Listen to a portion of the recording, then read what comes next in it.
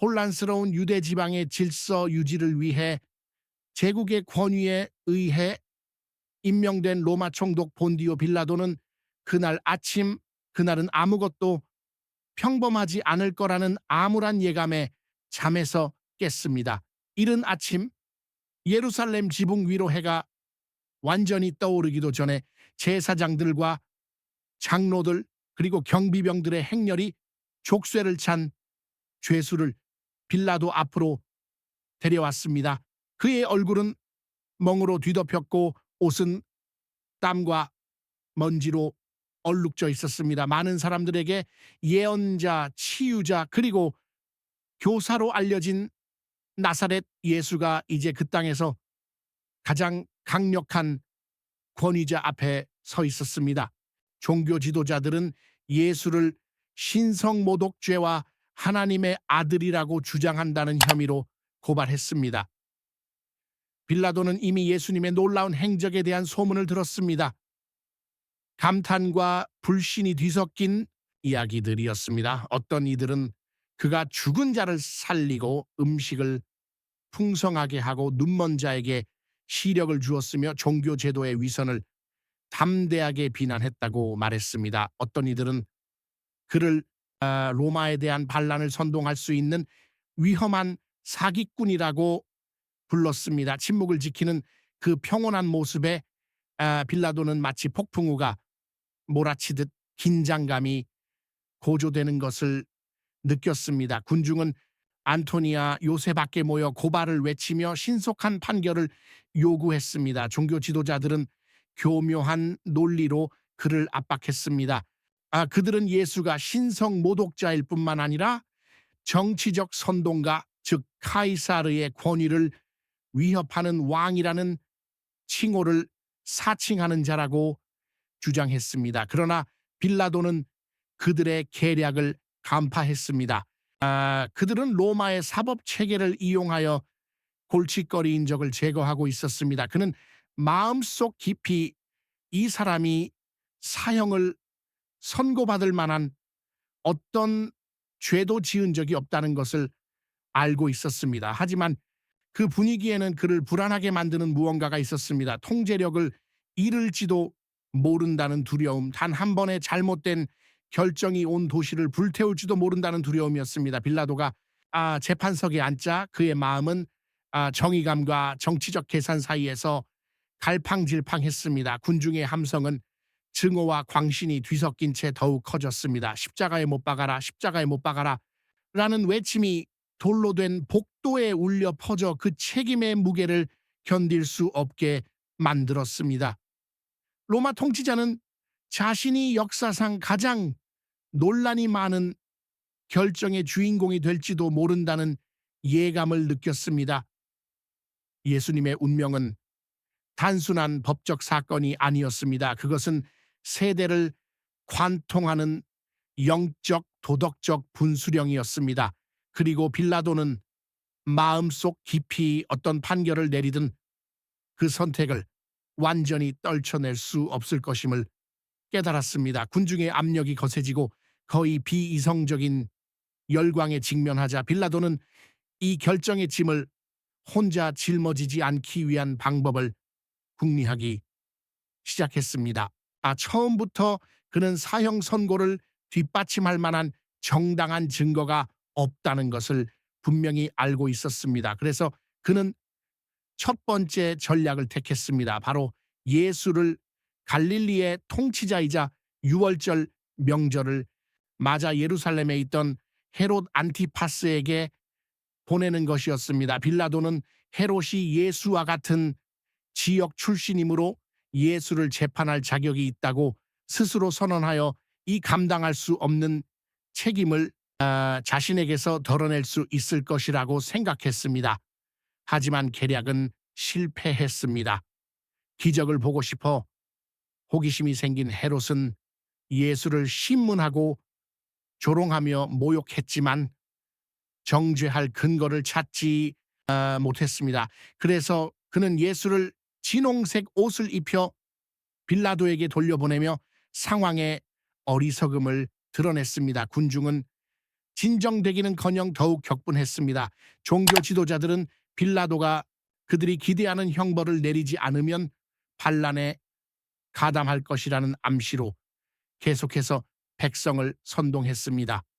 죄책감을 피하려는 두 번째 시도로 빌라도는 부활절의 오랜 전통인 사면 요시미엔을 이용했습니다. 그는 두 죄수를 백성 앞에 세웠습니다. 사랑과 진리를 전파한 무고한 예수와 반란 당시 살인을 저지른 악명 높은 범죄자 바라바였습니다. 빌라도는 이 두 죄수를 비교하며 군중이 예수를 풀어줄 것이라고 확신했습니다. 그러나 빌라도는 제사장들의 증오심과 그들이 백성의 마음에 심어놓은 심리적 조종을 과소평가했습니다. 그가 누구를 풀어주어야 할지 묻자 군중은 일제히 함성을 질렀습니다. 바라바! 빌라도의 얼굴이 창백해졌습니다. 그는 다시 한번 고집했습니다. 그리스도라 하는 예수를 내가 어떻게 하겠습니까? 그러자 미쳐버린 군중이 대답했습니다. 십자가에 못 박으시오. 총독은 자신의 모든 노력이 허사였음을 깨달았습니다. 더 이상 어떤 계략도 그가 그토록 두려워하던 그 판결에서 자신을 구해낼 수 있는 어떤 법적 책략도 남아 있지 않았습니다. 빌라도는 도덕적 도피의 마지막 행동으로 물 한 그릇을 가져오라고 명령했습니다. 모든 사람 앞에서 그는 엄숙하게 손을 씻고 그 의로운 사람의 피에 대해 자신이 무죄함을 큰 소리로 선언했습니다. 이는 그가 죄책감을 전가하고 그 죽음의 무게에서 자신을 분리하려는 상징적인 방식이었습니다. 그러나 그의 손가락 사이로 흘러내린 물은 결코 그의 양심을 정화할 수 없었습니다. 역사는 빌라도가 예수의 무죄를 인정했음에도 불구하고 정치적 압력과 권력 상실에 대한 두려움에 굴복했음을 영원히 증언할 것입니다. 그의 손 씻는 행위는 인류 역사상 가장 기억되고 논란의 여지가 있는 행동 중 하나가 되었으며 비겁함과 의무와 편의 사이의 갈등을 보여주는 가슴 아픈 초상화가 되었습니다. 빌라도가 군중 앞에서 손을 씻은 것은 단순한 행동이 아니라 심오한 문화적, 종교적, 정치적 상징성을 담고 있었습니다. 유대인들 사이에는 신명기에 나오는 고대 관습이 있었는데 범인이 밝혀지지 않은 살인 사건에서 또 도시의 원로들은 희생된 암소 위에 손을 씻고 공개적으로 우리의 손은 이 피를 흘리지 않았고 우리의 눈은 아무것도 보지 못했습니다라고 선언해야 했습니다. 이 의식은 공동체가 저지른 범죄에 부분적으로 책임이 없음을 보여주기 위한 것이었습니다. 빌라도는 이 상징을 사용함으로써 십자가 처형을 요구하는 군중에게 신성한 의미를 지닌 관습을 차용했는데 이는 군중과 자신의 양심 앞에서 자신을 깨끗이 밝히려는 시도였습니다. 하지만 또 다른 측면이 있었습니다. 로마법에서 총독은 생세 관한 결정에 대한 최고 권한을 가지고 있었습니다. 어떤 법적 절차도 빌라도의 민중의 외침에 귀를 기울일 의무가 없었습니다. 그는 예수의 석방을 명령하고 십자가형에 해당하는 어떤 범죄도 입증되지 않았다라고 주장할 수도 있었습니다. 따라서 그가 물을 달라고 하고 손을 씻었을 때 그 행동은 극적인 연기였으며 자신의 무죄를 과장되게 표현하고 그 결과에 대한 책임이 자신에게 없다는 것을 현장에 있던 사람들에게 납득시키려는 방식이었습니다. 그 장면을 목격한 증인들은 예수님의 차분한 표정과 빌라도의 눈빛에 담긴 불안함 사이의 대조를 결코 잊지 못했습니다. 총독이 나는 이 정의로운 사람의 피에 대해 무죄하다라고 선언하는 동안 백성들은 그의 피를 우리와 우리 자손에게 돌리소서라고 외쳤습니다. 마치 시간이 멈춘 듯한 순간이었습니다. 정의의 수호자여야 할 통치자는 마치 자신의 피부뿐 아니라 비겁함으로 얼룩진 자신의 마음을 깨끗이 하려는 듯 손을 씻었습니다. 그러나 아무리 전통에 깊이 뿌리내린 상징이라 할지라도 의식적인 결정의 실체를 지울 수는 없습니다. 빌라도 앞에는 압박 속에서도 진실을 위해 일어설 기회가 있었습니다. 그는 예수를 석방할 권한을 가지고 있었습니다. 그러나 그렇게 하지 않음으로써 그의 무죄 선언은 깨지기 쉬운 속임수, 역사의 시험을 결코 견뎌낼 수 없는 도덕적 자기 보존의 시도에 불과하게 되었습니다. 손을 씻는 행위는 중립으로 위장한 가장 비겁한 표현 중 하나로 집단 기억에 새겨졌습니다. 순수함을 표방하는 행위였지만 태만과 정의를 수호해야 할 의무의 포기를 영원히 상징하게 되었습니다. 빌라도의 마음속 깊은 곳에는 많은 통치자들이 공통적으로 품고 있던 오래된 두려움이 자리 잡고 있었습니다. 바로 자신의 지위, 특권, 그리고 쌓아온 위신을 잃을지도 모른다는 두려움이었습니다. 유대 총독으로 취임한 이후 그의 행정은 갈등과 잔혹 행위에 대한 비난으로 점철되었습니다. 그는 로마의 눈에 자신의 지위가 위태롭다는 것을 알고 있었습니다. 티베리우스 황제는 총독들에게 무엇보다도 두 가지를 요구했습니다. 무조건적인 충성과 속주를 평화롭게 유지할 능력이었습니다. 카이사르의 귀에 어떤 소란이라도 들리면 무능으로, 더 나아가 제국에 대한 반역으로 해석될 수 있었습니다. 그래서 종교 지도자들은 이러한 취약성을 감지하자마자 무자비한 수완으로 이를 악용했습니다. 예수를 신문하는 동안 그들은 빌라도에게 칼날처럼 그의 가슴을 찌르는 경고의 말을 했습니다. 이 사람을 석방한다면 당신은 카이사르의 벗이 아닙니다. 이 은근한 위협은 마치 선고를 내리는 것과 같은 무게를 지녔습니다. 만약 그가 로마에서 왕위 찬탈자의 반란을 용인했다는 혐의를 받는다면 그는 폐위되거나 투옥되거나 심지어 처형될 수도 있었습니다. 이러한 두려움은 그의 정의감을 짓눌렀고 그의 결정은 자기 보존이라는 도구로 얼룩졌습니다. 임시법정에서 빌라도는 제사장들의 시선이 마치 창처럼 자존심에 꽂히는 것을 느꼈다.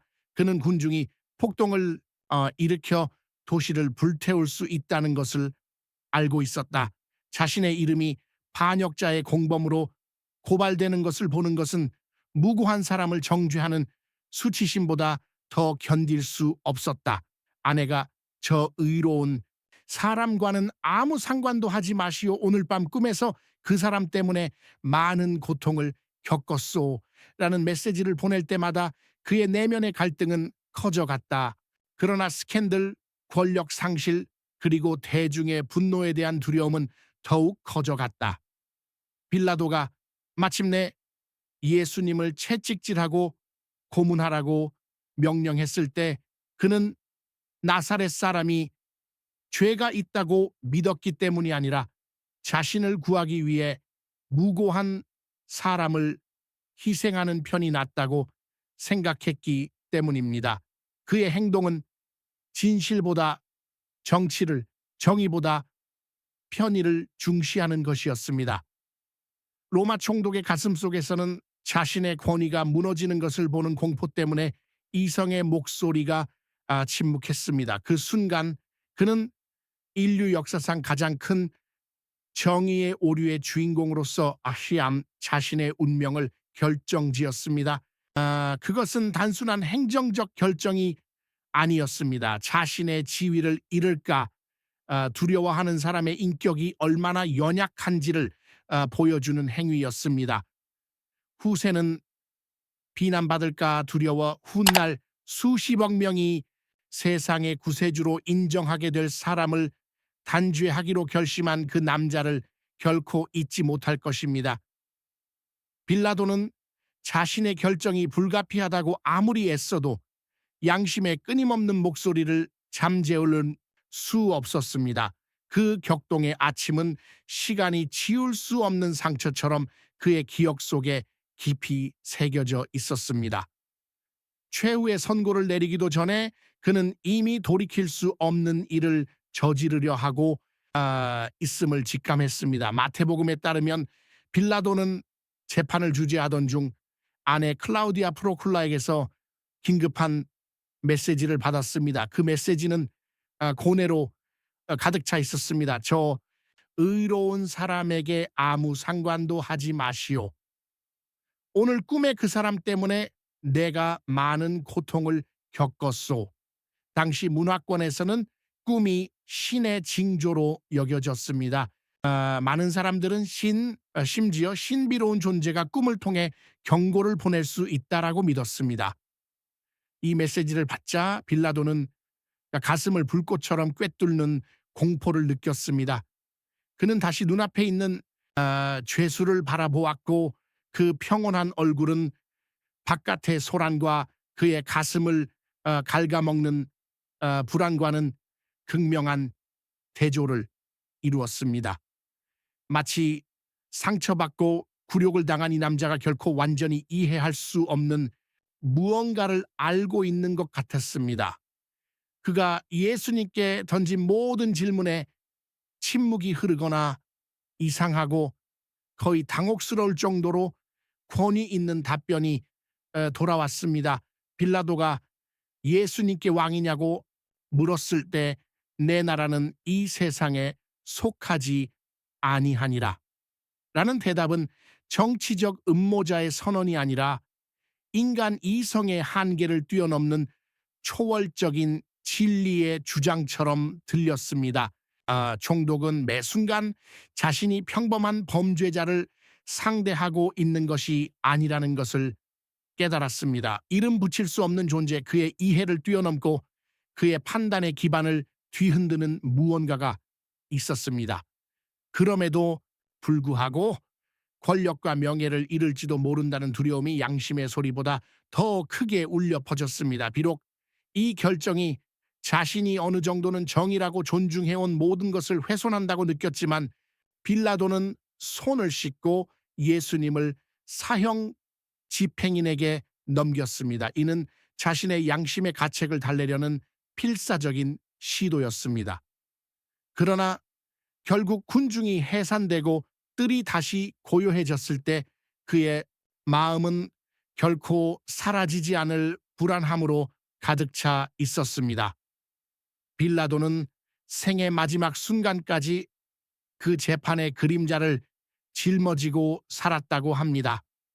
그는 눈을 감을 때마다 예수님의 고요한 얼굴과 아내의 경고의 기억 그리고 확신에 따라 행동할 기회가 있었지만 용기가 없었다는 사실의 무게가 뒤섞인 모습을 볼 수 있었습니다. 그리하여 역사는 그의 이름을 비록 자신의 의로움을 인정했지만 자신의 지위를 지키기 위해 양심을 희생한 사람으로 기억해 왔습니다. 빌라도가 손을 들어 물 한 대야를 달라고 하고 온 군중 앞에서 침묵 속에 긴 손가락을 씻었던 그 순간은 시간의 장벽을 넘어 불멸의 상징이 되었습니다. 역사를 통틀어 겉보기에 중립적인 태도를 보인 다른 어떤 행동도 이토록 상징적인 힘을 얻지 못했습니다. 물이 그의 손가락 사이로 흘러내릴 때 그가 씻어내려 했던 것은 단지 마당의 먼지만이 아니라 그가 감당하기를 거부했던 책임감의 무게였습니다.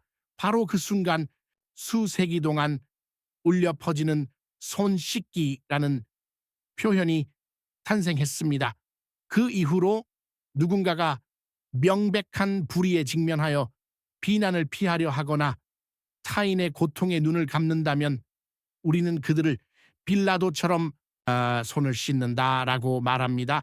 이 말은 여러 문화와 세대를 아우르는 묵묵한 비난이 되어 태만도 악행만큼이나 비난받을 수 있음을 일깨워 줍니다. 이 몸짓의 메아리는 연대기, 예술 그리고 양심 속에 영속되어 왔습니다. 화가, 조각가, 극작가들은 그 장면을 진실 앞에서 드러나는 인간의 나약함을 종합적으로 묘사해 왔습니다. 긴장된 표정과 갈등하는 마음으로 물통 위에 몸을 기대고 있는 로마 총독의 모습은 경고로서 여전히 살아 숨쉬고 있습니다. 교훈은 명확합니다. 악에 맞서 하흔히 편을 들지 않고 자신의 안락함이나 지위를 지키기 위해 침묵을 선택하는 자들은 결국 불의에 대한 책임을 공유하게 됩니다. 많은 철학자와 신학자들은 특정 상황에서 중립을 지키는 것이 교묘한 형태의 공모라고 지적해 왔습니다. 무고한 사람의 고통을 막을 힘이 있는데도 행동하지 않는 것은 폭력을 묵인하는 것이며 설령 그 사실을 겉으로 드러낸 결백의 몸짓으로 감추려 한다 하더라도 마찬가지입니다. 이 에피소드는 극단적인 도덕적 결정에 직면했을 때 인간이 얼마나 연약한지를 보여줍니다. 빌라도는 공평한 재판관, 선택의 여지가 없는 사람으로 기억되고 싶어 했습니다. 그러나 결국 그의 이름은 정반대의 의미를 지니게 되었습니다. 정의를 수호할 힘을 가지고 있으면서도 가장 편안한 길을 택하는 사람 말입니다. 수세기 동안 그의 이야기는 중립으로 위장한 비겁함에 대한 경고로 전해져 왔습니다. 그렇기 오늘날에도 행동하지 않는 사람을 볼 때 불의가 만연하게 하는 안일한 침묵을 목격할 때 우리는 빌라도와 그의 결정의 무게를 씻어낼 수 없었던 물을 기억합니다. 그의 행동은 시간이 흐르면서 우리에게 손을 씻는다고 해서 결코 양심이 용서받는 것은 아니라는 것을 가르쳐 주었습니다. 본디오 빌라도의 이야기는 불의한 재판에 대한 고대 기록일 뿐만 아니라 모든 시대의 인간 양심의 딜레마를 반영하는 거울이기도 합니다. 우리는 얼마나 자주 결정적인 순간에 우리가 잘못되었다고 아는 일을 하라고 재촉하는 목소리에 둘러싸여 있습니까? 빌라도는 내면의 확신과 결과에 대한 두려움 사이에서 이처럼 깊은 갈등을 겪은 최초의 사람도 마지막 사람도 아니었습니다. 그는 예수님의 무죄를 알고 있었습니다. 그는 스스로 여러 번 공개적으로 이렇게 선언했습니다.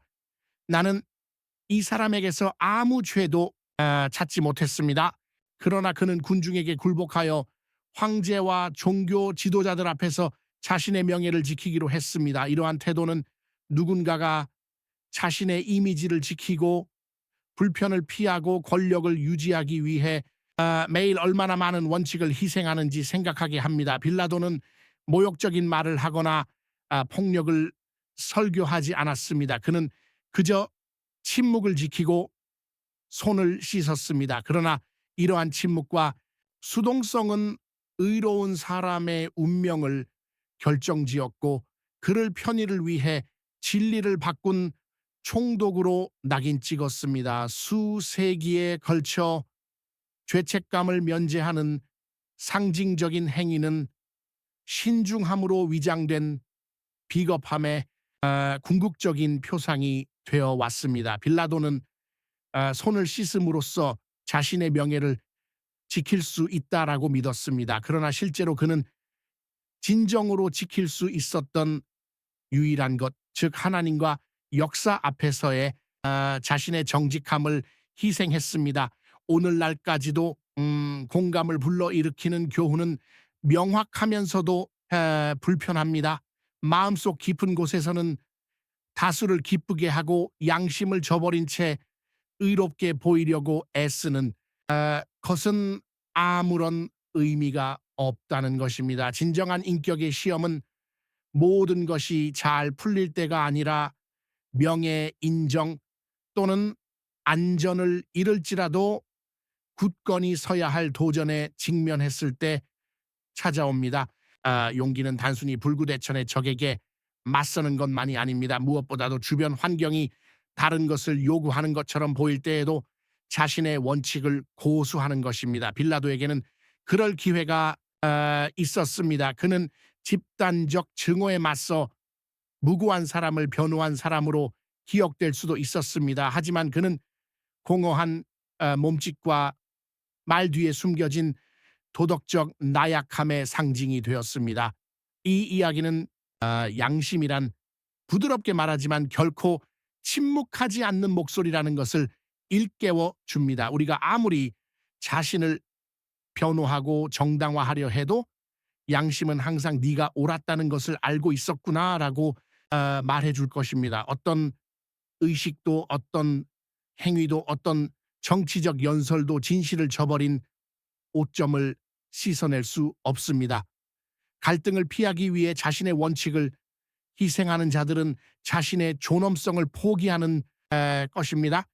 빌라도는 자신의 이미지를 지키기로 했지만 결국 비겁함의 본보기로 낙인 찍힌 것은 바로 그의 이름이었습니다. 여러 세대에 걸쳐 미스터리가 있습니다. 왜 그토록 많은 사람들이 빌라도의 이야기를 알고 있음에도 불구하고 계속해서 그의 실수를 반복하는 것일까요? 아마도 개인적인 책임을 지는 데는 확신 이상의 것이 필요하기 때문일 것입니다. 포기, 용기 그리고 입장을 표명하는 데 따르는 대가를 기꺼이 감수하려는 의지가 필요합니다. 손을 씻고 개입하지 않기로 하는 결정은 언뜻 보기에 더 안전한 길처럼 보입니다. 하지만 실제로는 편안함을 택한 사람들을 괴롭히는 침묵의 죄책감으로 가는 지름길일 뿐입니다. 그리스도의 부르심은 근본적으로 다릅니다. 우리의 편안함을 지키라고 권하시는 대신 그분은 우리에게 십자가를 지고 옳은 것을 수호하는 데 동참하며 명예의 우정 또는 마음의 평화를 잃을지라도 진리를 증거하라고 부르십니다. 예수님께서 누구든지 나를 따라오려거든 자기를 부인하고 자기 십자가를 지고 나를 따르라 라고 말씀하셨을 때 그분은 중립을 지킬 여지는 없다고 경고하셨습니다. 그분의 임재 안에서 각자는 손을 씻을지 아니면 손을 내밀지 결정해야 합니다. 빌라도의 행동은 시대를 초월하는 경고가 되었습니다. 그는 공개적인 행동으로 책임을 회피할 수 있다라고 생각했지만 그의 테마는 역사상 가장 큰 도덕적 리더십 실패 중 하나로 기록되었습니다. 그의 사례는 다른 사람들이 어떻게 생각할지에 대한 두려움에 기반한 삶의 위험성을 드러냅니다. 무고한 고통 앞에서 침묵을 선택하는 것보다 양심에 더 해로운 것은 없습니다. 오늘날에도 수백만 명의 사람들이 개입하고 싶지 않은 상황에 처해 있습니다. 불의를 목격하면 그들은 그것이 자신의 책임이 아니라고 주장하기를 선호합니다. 다른 사람들의 고통을 목격하면 그들은 자신이 할 수 있는 일이 아무것도 없다라고 말합니다. 이러한 사고방식은 빌라도 정신의 어두운 유산입니다. 마음은 악에 공모하면서도 손은 깨끗이 하려는 욕망입니다. 복음은 우리가 중립을 지키도록 허락하지 않습니다. 그리스도께서는 우리를 세상의 소금과 빛이 되라고 군중이 반대할 때 진리를 위해 일어서는 사람이 되라고 부르십니다. 빌라도의 행동은 단순히 불의를 탄식하는 것만으로는 충분하지 않다는 것을 일깨워 그 순간 그는 인류 역사상 가장 큰 정의의 오류의 주인공으로서 자신의 운명을 결정지었습니다. 그것은 단순한 행정적 결정이 아니었습니다. 자신의 지위를 잃을까 두려워하는 사람의 인격이 얼마나 연약한지를 보여주는 행위였습니다. 후세는 비난받을까 두려워 훗날 수십억 명이 세상의 구세주로 인정하게 될 사람을 단죄하기로 결심한 그 남자를 결코 잊지 못할 것입니다. 빌라도는 자신의 결정이 불가피하다고 아무리 애써도 양심의 끊임없는 목소리를 잠재울 수 없었습니다. 그 격동의 아침은 시간이 지울 수 없는 상처처럼 그의 기억 속에 깊이 새겨져 있었습니다. 최후의 선고를 내리기도 전에 그는 이미 돌이킬 수 없는 일을 저지르려 하고 있음을 직감했습니다. 마태복음에 따르면 빌라도는 재판을 주재하던 중 아내 클라우디아 프로쿨라에게서 긴급한 메시지를 받았습니다. 그 메시지는 고뇌로 가득 차 있었습니다. 저 의로운 사람에게 아무 상관도 하지 마시오. 오늘 꿈에 그 사람 때문에 내가 많은 고통을 겪었소. 당시 문화권에서는 꿈이 신의 징조로 여겨졌습니다.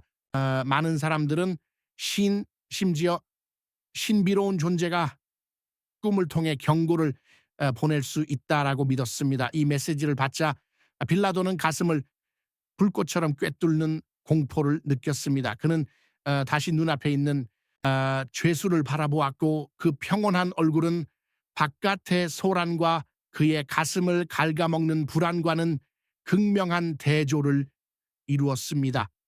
마치 상처받고 굴욕을 당한 이 남자가 결코 완전히 이해할 수 없는 무언가를 알고 있는 것 같았습니다.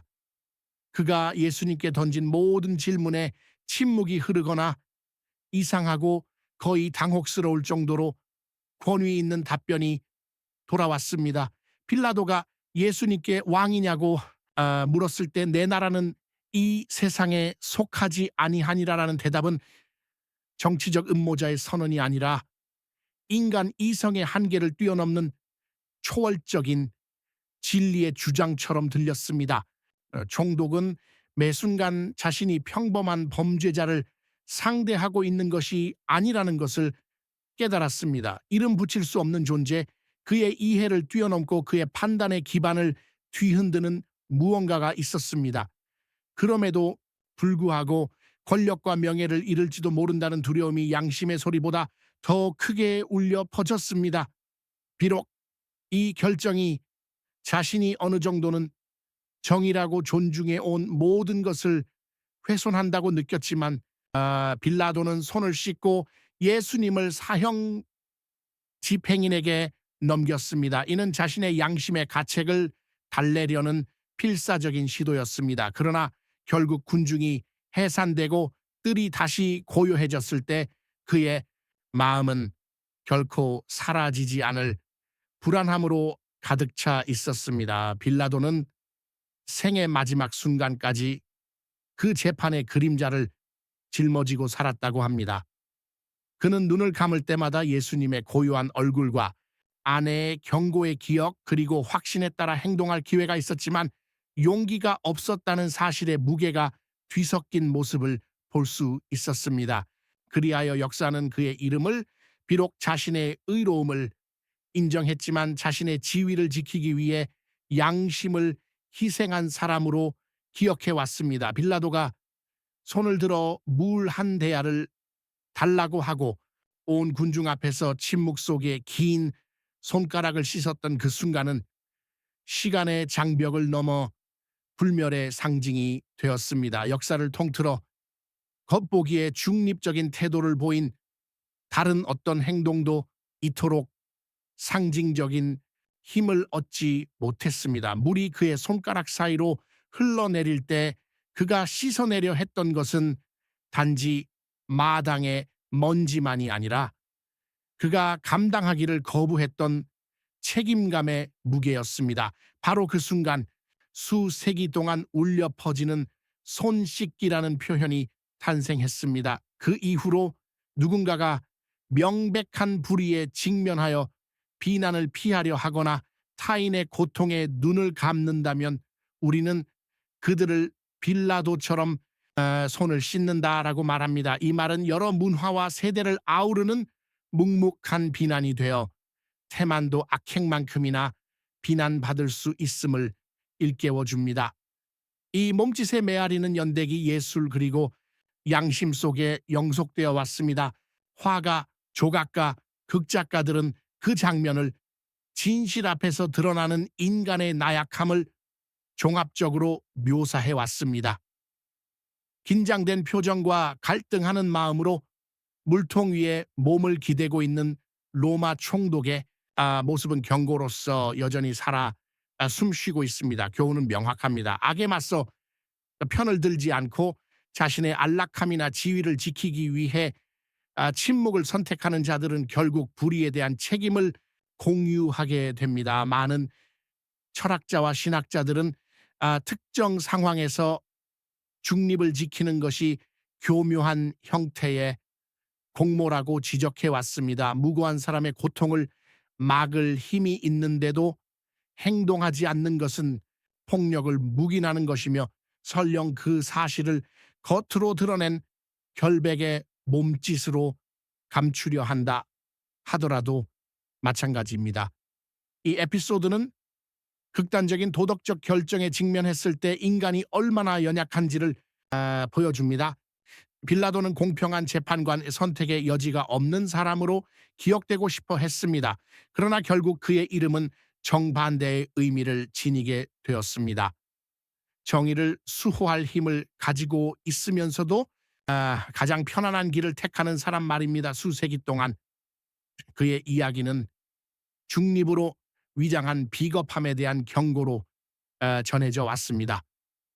그렇기에 오늘날에도 행동하지 않는 사람을 볼 때 불의가 만연하게 하는 안일한 침묵을 목격할 때 우리는 빌라도와 그의 결정의 무게를 씻어낼 수 없었던 물을 기억합니다. 그의 행동은 시간이 흐르면서 우리에게 손을 씻는다고 해서 결코 양심이 용서받는 것은 아니라는 것을 가르쳐 주었습니다. 본디오 빌라도의 이야기는 불의한 재판에 대한 고대 기록일 뿐만 아니라 모든 시대의 인간 양심의 딜레마를 반영하는 거울이기도 합니다. 우리는 얼마나 자주 결정적인 순간에 우리가 잘못되었다고 아는 일을 하라고 재촉하는 목소리에 둘러싸여 있습니까? 빌라도는 내면의 확신과 결과에 대한 두려움 사이에서 이처럼 깊은 갈등을 겪은 최초의 사람도 마지막 사람도 아니었습니다. 그는 예수님의 무죄를 알고 있었습니다. 그는 스스로 여러 번 공개적으로 이렇게 선언했습니다. 나는 이 사람에게서 아무 죄도 찾지 못했습니다. 그러나 그는 군중에게 굴복하여 황제와 종교 지도자들 앞에서 자신의 명예를 지키기로 했습니다. 이러한 태도는 누군가가 자신의 이미지를 지키고 불편을 피하고 권력을 유지하기 위해 매일 얼마나 많은 원칙을 희생하는지 생각하게 합니다. 빌라도는 모욕적인 말을 하거나 폭력을 설교하지 않았습니다. 그는 그저 침묵을 지키고 손을 씻었습니다. 그러나 이러한 침묵과 수동성은 의로운 사람의 운명을 결정지었고 그를 편의를 위해 진리를 바꾼 총독으로 낙인 찍었습니다. 수세기에 걸쳐 죄책감을 면제하는 상징적인 행위는 신중함으로 위장된 비겁함의 궁극적인 표상이 되어 왔습니다. 빌라도는 손을 씻음으로써 자신의 명예를 지킬 수 있다라고 믿었습니다. 그러나 실제로 그는 진정으로 지킬 수 있었던 유일한 것, 즉 하나님과 역사 앞에서의 자신의 정직함을 희생했습니다. 오늘날까지도 공감을 불러일으키는 교훈은 명확하면서도 불편합니다. 마음속 깊은 곳에서는 다수를 기쁘게 하고 양심을 저버린 채 의롭게 보이려고 애쓰는 것은 아무런 의미가 없다는 것입니다. 진정한 인격의 시험은 모든 것이 잘 풀릴 때가 아니라 명예 인정 또는 안전을 잃을지라도 굳건히 서야 할 도전에 직면했을 때 찾아옵니다. 용기는 단순히 불구대천의 적에게 맞서는 것만이 아닙니다. 무엇보다도 주변 환경이 다른 것을 요구하는 것처럼 보일 때에도 자신의 원칙을 고수하는 것입니다. 빌라도에게는 그럴 기회가 있었습니다. 그는 집단적 증오에 맞서 무고한 사람을 변호한 사람으로 기억될 수도 있었습니다. 하지만 그는 공허한 몸짓과 말 뒤에 숨겨진 도덕적 나약함의 상징이 되었습니다. 이 이야기는 양심이란 부드럽게 말하지만 결코 침묵하지 않는 목소리라는 것을 일깨워 줍니다. 우리가 아무리 자신을 변호하고 정당화하려 해도 양심은 항상 네가 옳았다는 것을 알고 있었구나라고 말해줄 것입니다. 어떤 의식도 어떤 행위도 어떤 정치적 연설도 진실을 저버린 오점을 씻어낼 수 없습니다. 갈등을 피하기 위해 자신의 원칙을 희생하는 자들은 자신의 존엄성을 포기하는 것입니다. 빌라도는 자신의 이미지를 지키기로 했지만 결국 비겁함에 본보기로 낙인 찍힌 것은 바로 그의 이름이었습니다. 여러 세대에 걸쳐 미스터리가 있습니다. 왜 그토록 많은 사람들이 빌라도의 이야기를 알고 있음에도 불구하고 계속해서 그의 실수를 반복하는 것일까요? 아마도 개인적인 책임을 지는 데는 확신 이상의 것이 필요하기 때문일 것입니다. 포기, 용기 그리고 입장을 표명하는 데 따르는 대가를 기꺼이 감수하려는 의지가 필요합니다. 손을 씻고 개입하지 않기로 하는 결정은 언뜻 보기에 더 안전한 길처럼 보입니다. 하지만 실제로는 편안함을 택한 사람들을 괴롭히는 침묵의 죄책감으로 가는 지름길일 뿐입니다. 그리스도의 부르심은 근본적으로 다릅니다. 우리의 편안함을 지키라고 권하시는 대신 그분은 우리에게 십자가를 지고 옳은 것을 수호하는 데 동참하며 명예의 우정 또는 마음의 평화를 잃을지라도 진리를 증거하라고 부르십니다. 예수님께서 누구든지 나를 따라오려거든 자기를 부인하고 자기 십자가를 지고 나를 따르라라고 말씀하셨을 때 그분은 중립을 지킬 여지는 없다고 경고하셨습니다. 그분의 임재 안에서 각자는 손을 씻을지 아니면 손을 내밀지 결정해야 합니다. 빌라도의 행동은 시대를 초월하는 경고가 되었습니다. 그는 공개적인 행동으로 책임을 회피할 수 있다라고 생각했지만 그의 테마는 역사상 가장 큰 도덕적 리더십 실패 중 하나로 기록되었습니다.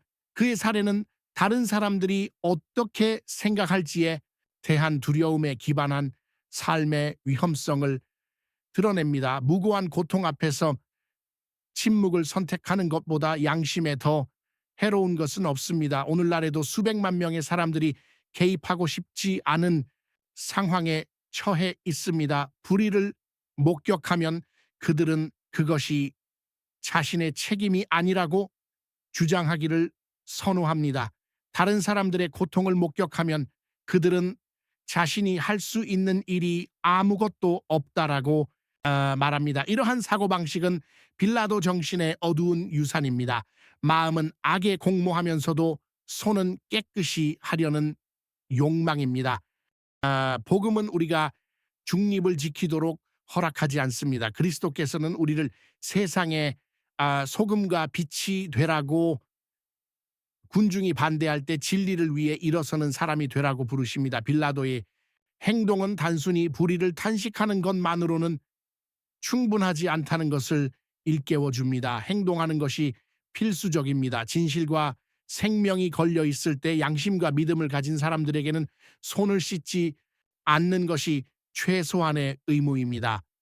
이 이야기는 수세기를 거쳐 전해 내려오며 우리의 무관심을 깨워줍니다. 진정한 제자는 변명 뒤에 숨지 않는다는 것을 일깨워줍니다. 빌라도와는 달리 우리는 단호함과 연민으로 응답하도록 부름받았습니다. 결정해야 할 때가 오면 손을 씻는 것이 아니라 모든 것을 희생하더라도 정의를 수호하기 위해 손을 내밀기를 바랍니다.